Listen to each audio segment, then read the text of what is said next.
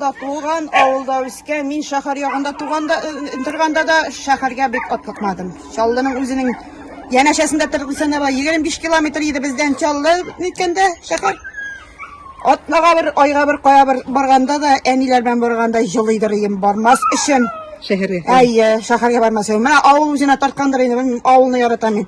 Yaş çağımda, bala çağımda, eli kızdan da kişilik çağımı tuğan günüme eti eni mine at balası alıp berigiz, at alıp berigiz. Min avul kızı at katlanıp satran kız deyip. Sayırını atırına çekip yürüydüreyim. Kötü dedik avulunda zamanda. Kötüydi bitinde. Sayır, aklı kızılı sayırımız var ya şunu. Başına yiyen yasap gidiredik indi edilmegeni. Şulay üstüne atlarıp kötü dereyim. Buna at yarak kaçtın at dereyim de. Mında kilgeçinde kaynatayga bir iki tapkır ayttım da. Kuş avulda minni isimde bir apa var ya. Ondan atap kaytırga kirek.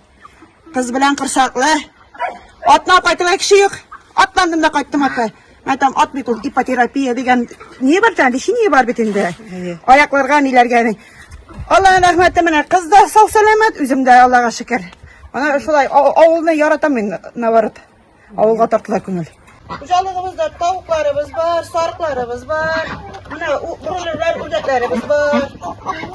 Şul bir tane bir yok desem indi pisiğimizde etimiz var dağın. Baldan. Baka bir tane bir şular. Alarda jide. Nefsini kıyabilsen jide karşıda. Bakşamızda bütün evlerimiz var Allah'a şükür. Bakşamızda zor. Yurttabaz irkin.